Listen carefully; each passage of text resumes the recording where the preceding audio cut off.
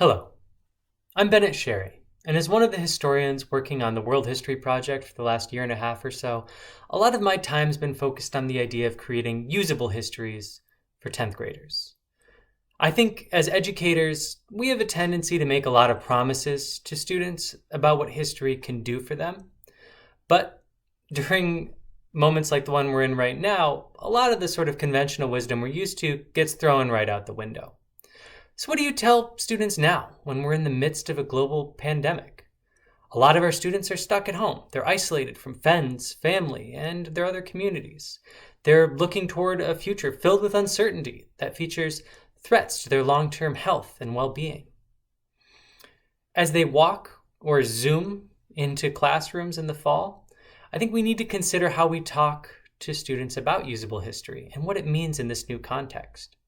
How can history help our students during a pandemic? I'm not sure that it can. History is not going to deal with the pain of missed graduations, with personal loss, or being stuck at home in unsafe situations. And historians aren't making any vaccines. I think as educators, we need to acknowledge that our students are angry, and they've got a lot of really good reasons to be. It's increasingly clear that their future is going to feature interlinked and cascading series of crises of disease, migration, and climate change, just to name a few. Their long-term futures are repeatedly mortgaged in the name of short-term comforts, and our societies repeatedly fail to rise to the challenges of the age, the national response to this pandemic just being the most recent example. Our students should be outraged, but more than that, their outrage might be useful. So history is not going to save us from this pandemic, but I think we can use history to help prepare our students for what comes next by rethinking what makes history useful to them. Of course, the tensions between historical knowledge and historical skills are going to remain front and center in the debates about what is usable history. Students need historical knowledge to identify and place the problems they face in a historical context. Historical methods can help them evaluate evidence and arguments about those problems. But I'd argue that creating usable history isn't just building historical knowledge or teaching historical methods. And it's not just the intersection between the two. There's a third element, and it's really hard to do in any classroom at the best of times. These are not the best of times. And that is, how do we provide a path forward? How do we help students take all of that knowledge and the new competencies with those methods and guide them in establishing productive outlets for their outrage? I think this is key to engaging students in a history curriculum when each day feels like the world around us is coming apart at the seams. All right, you know what history says happened, what historians say happened in the past, and you've got the skills to do research and to write analytically. But what's the next step? How do you translate that into action beyond the classroom? I really think that crises expose the cracks in our social systems, and they particularly threaten those who are already the most vulnerable. This pandemic might be a hazy memory a year from now, I hope, but the cracks it's exposed, they're going to remain with us for a lot longer. And one of the opportunities of history classrooms is the ability to show students where the levers of power are and to highlight the big structures that help dictate the course of their lives, and to help them identify and evaluate how those in power use those systems to pursue their own agendas. Of course, it's tough to keep more than one crisis in mind at a time when COVID-19 dominates all the media coverage. And there's any number of historical examples of crises or events that can help you talk to your students during this particular time. But I want to take a look at migration. Historically and today, the xenophobia that we see turned toward migrants is repeatedly linked to disease. Disease is mobilized as a way to keep people out, and it's linked with economic fears as a way to generate resentment toward migrants. The historical paths of migrants have intersected repeatedly with disease. Or rather, those in power have used migrants and used disease as a way to create support for their own agendas. We're probably all pretty familiar with the ways in which migrants have been blamed for or associated with COVID-19, and these patterns repeat themselves through history.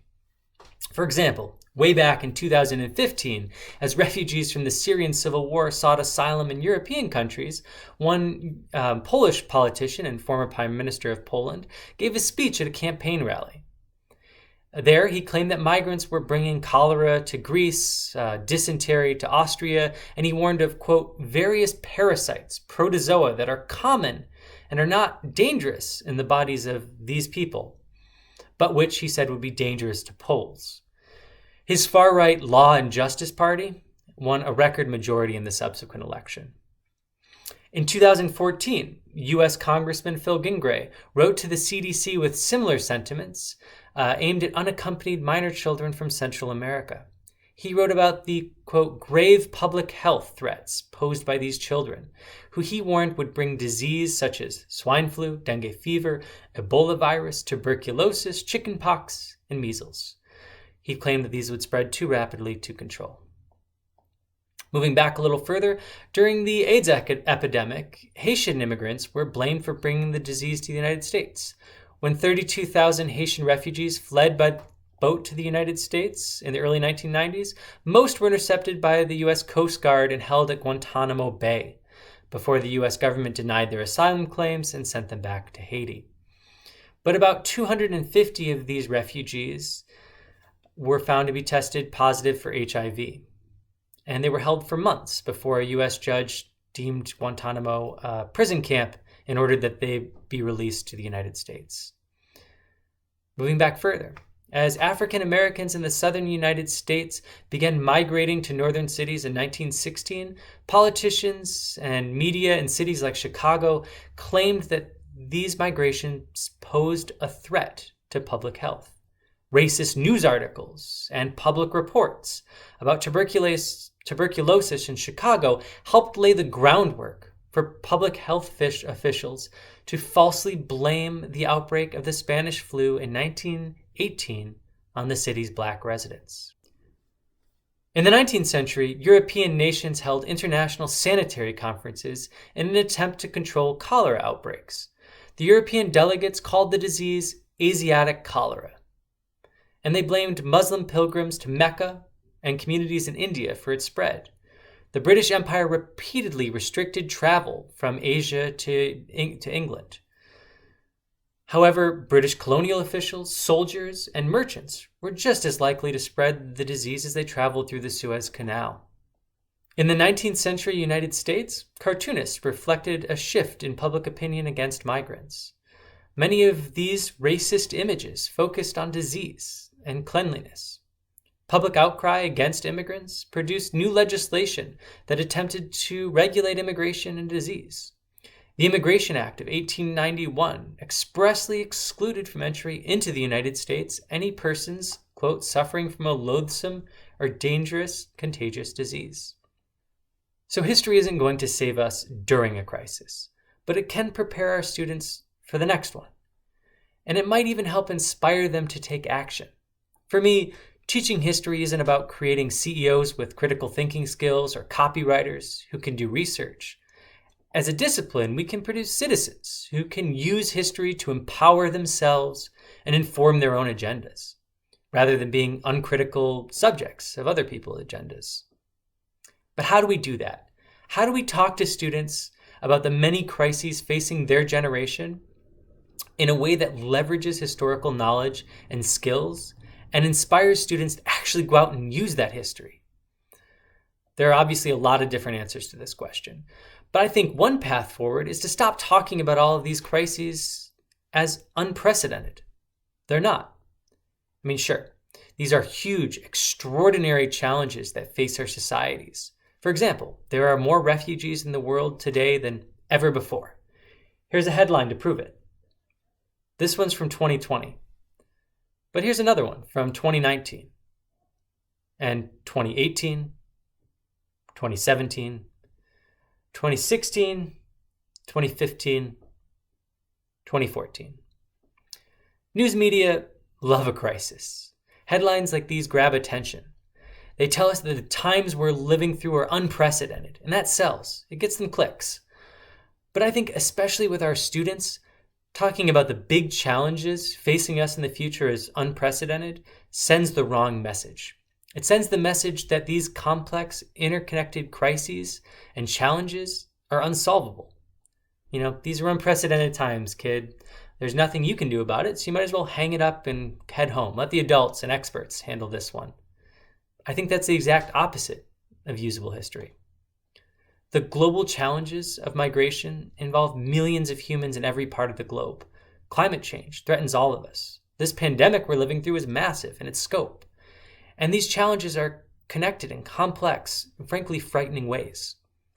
Truly, these are once-in-a-generation crises. That is, of course, until the next one. History provides the tools and the stories to show students that these aren't unprecedented events. They have precedence. And indeed, I think students can see the patterns and how those in power manipulate crisis repeatedly to their own advantage. Teaching students usable history means showing them where the levers of power are, who is pulling them, and why. Revealing these connections and their precedents can help students make sense of these large, seemingly unprecedented or intractable challenges. History reveals the people behind the curtain and helps students see that it's just people that drive many of the problems that we face. And once you demystify historical power, you can help students find their own power in the present. So let's stop telling students how unprecedented this all is and start showing them where the levers of power are. These levers of power that produce a new once-in-a-generation crisis every couple of years. So active citizenship in our students can take a lot of different shapes. Public writing, activism, local history, or just letting them know that as they become voters, they have political power and elections matter. But it's also important to listen, to create opportunities for students to define how any particular historical narrative or method is most useful to them at any given moment. Now, as how we can get students to this active citizenship, several of the other talks in this track provide excellent answers. For instance, Sarah Anderson's talk provides examples of how to use local history to make students into agents of change. Laura Keldorf explains how to foster historical empathy to inspire students to act in the present. And Sue Metzler uses the untold historical stories of events like the Great Migration and Japanese internment to help students understand inequality in their own communities today. These and many of the other talks in this track ask, how can we teach the past in a way that points students towards what comes next? How can history inform the ways that they can harness their outrage to create change? Thank you.